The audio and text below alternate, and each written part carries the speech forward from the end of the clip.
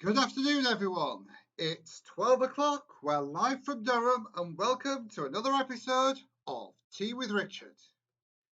And firstly, a little bit of apology to anybody who tuned in on Wednesday. Unfortunately, I had quite a few computer problems getting Wednesday's stream up. So you may have noticed that there was a little audio stream put up at about 1 o'clock. I do have the video for Wednesday, but unfortunately, it doesn't have any sound on it, which means it's quite difficult to share with you. So we're back to our original format, me in front of a camera with a few graphics on screen, and hopefully the computer will survive for the duration of this episode and we'll be able to have a good time.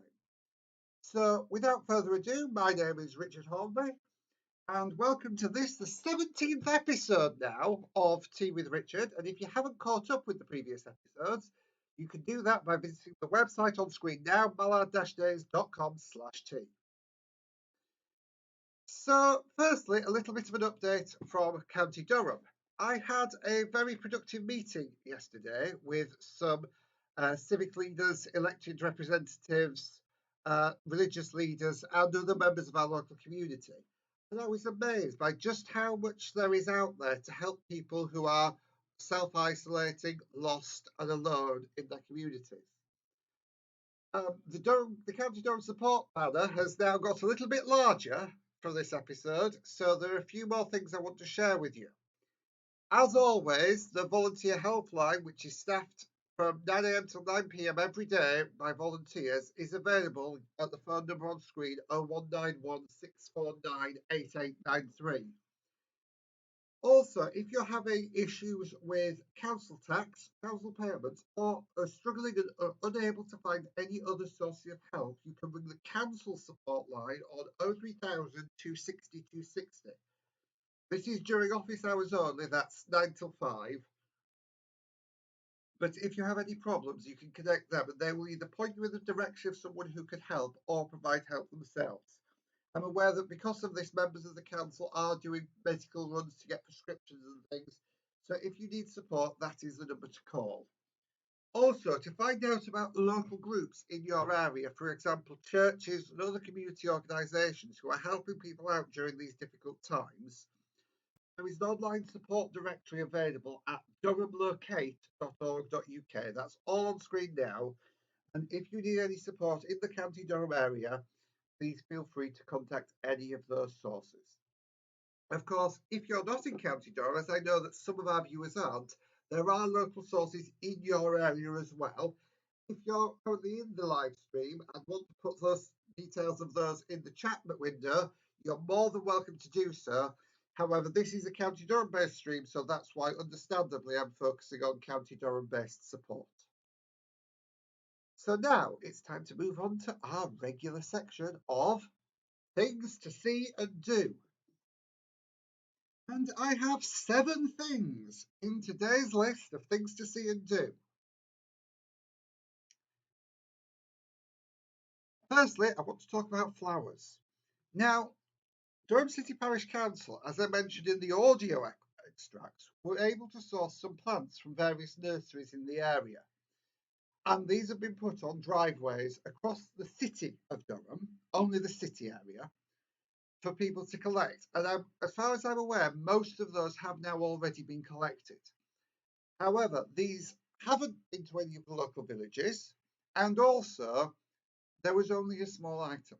So here is basically a little appeal. If you are in the parish council, this scheme is really good. People get behind it, they're engaged. It does need a bit of investment for resources to get the plants, but if you want to do it, please go ahead and do it. People are really interested in it. And second, if you are running a nursery or garden centre and have too much stock, please consider donating it to the communities where you're based, be that the nearby villages or somewhere slightly further afield, because people will find joy and get happiness from seeing flowering plants in their communities. And if they're not going to sell, it's better to give them away than to put them in the bin. So please, if you're involved in that kind of aspect, think about getting involved in a project like this. The next 2 are things I mentioned on the audio from last week, from Wednesday, sorry. NASA at Home, their NASA at Home website featuring ebooks, activities for children and families based around the NASA's exploring the universe themes. They are available online. If you just do a search for NASA at Home, you can find lots of information and lots of things to do. Also for young people, Axel Scheffler, who is the artist behind the Gruffalo books, has published an ebook for free called Coronavirus, a Book for Children, which aims to explore the issues going on in the world in a language and in a way that is very friendly for children and young people. So if you have members of your family who are younger or are a young person yourself, you might want to go over and have a little look at that simplified Coronavirus, a Book for Children. It's really good and very informative. Now, the next thing I want to talk about is Easter eggs, because we are in Good Friday today. It is Easter, and I know a lot of people have got rainbows in their windows already. Some people may also have their teddy bears in their window, but it's another thing to put in your window. And this is an Easter egg. Now, one person in our local community, Karen, put a very decorative display on her window with a few real eggs that have been decorated. Stay home, save lives, protect the NHS. I hope you can see that on screen now. But we're not saying go that far, because those eggs could be useful for food. Instead, what I'm recommending doing is downloading an egg. If you're in the live chat, you can see a link to this egg. This egg. It's on screen now. And what you can then do with your egg is grab some coloured pens that you may have left over from your tulips. Here they are. And start to put some fun patterns on. Now, obviously, I was planning on doing this live on air like the tulips. However, obviously, given the technical problems with the camera, it might have been a little bit odd, but you can probably see that I've started. There we are, a little bit of an egg starting up there. Draw pretty patterns on it, colour it in, and there's no here's one I made earlier because this is my first one, but take your time, spend a bit of time, get your children and your other members of your family involved, and colour in a pretty egg. I'm going to improve this version after the episode, and then pop it up in your window so that people can see it, and when people are on their daily exercise, it can become a bit of an Easter egg hunt. We've got rainbows in our area, and every time I do my exercise around the area and walk past a rainbow, it makes me smile. If we could get a load of Easter eggs as well, especially this weekend in Windows, that'll add to people feeling really positive about their local community. So that's number 4, make your own Easter egg. And again, the template is in the live chat at the moment and also will be in the description to this video afterwards. Also, Easter is a time for religious gatherings, and a lot of churches in the area are putting their services online, whether that's a different version of a priest speaking and shortened down version or a full service.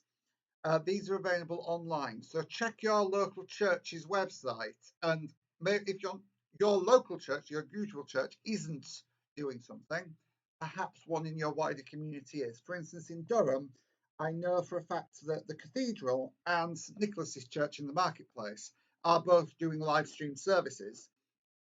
This isn't by all means all of them, but other churches as well, I'm sure, are doing things. So check in your area, and if you want to go to an Easter Day church service, you should be able to find one that's easily accessible. In fact, you could even look for an Easter Day service in a different area to yours because most of these streams are public and available to all.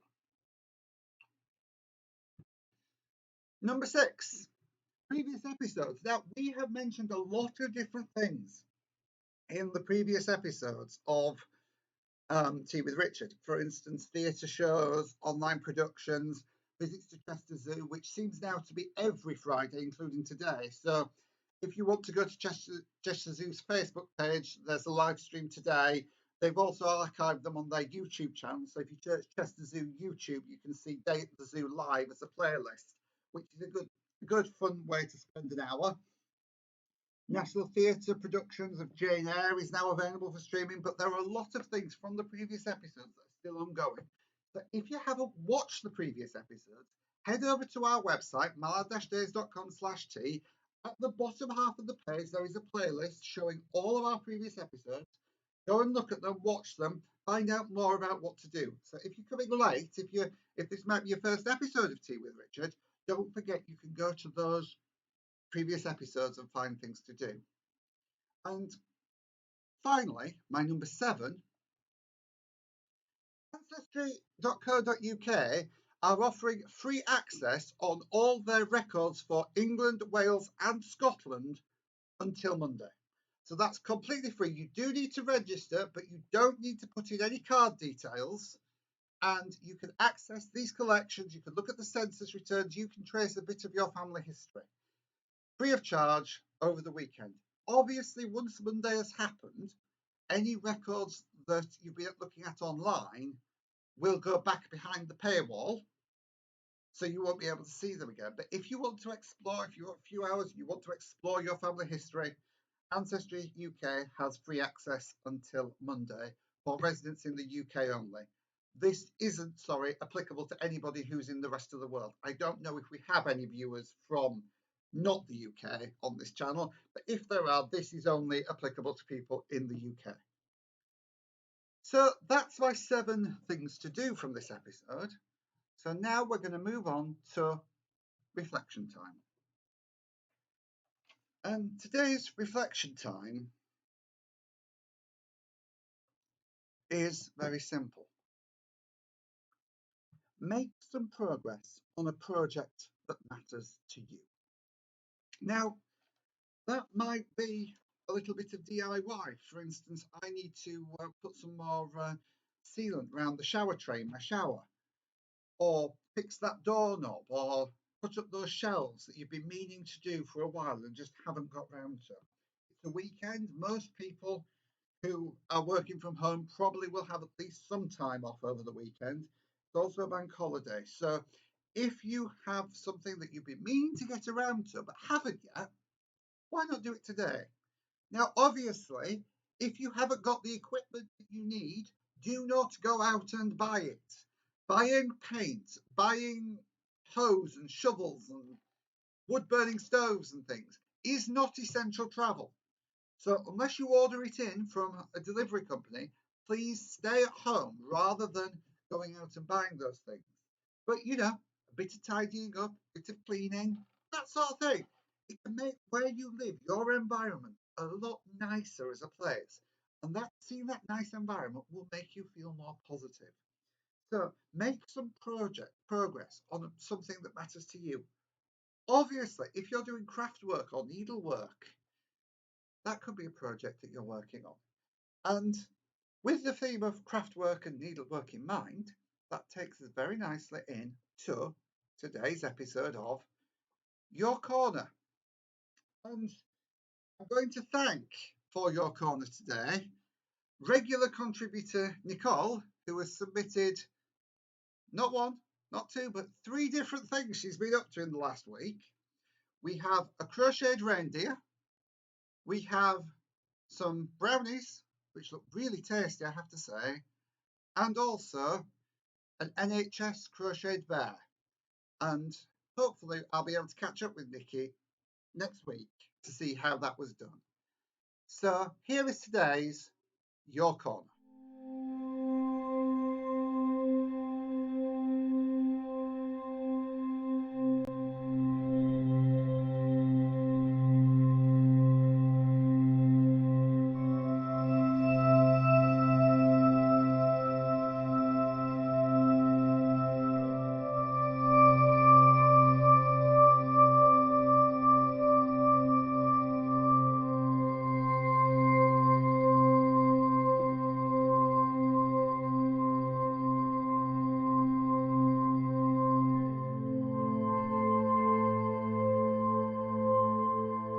So once again, thank you to Nicole for submitting these images, and hopefully more of you will get inspired by seeing those creations.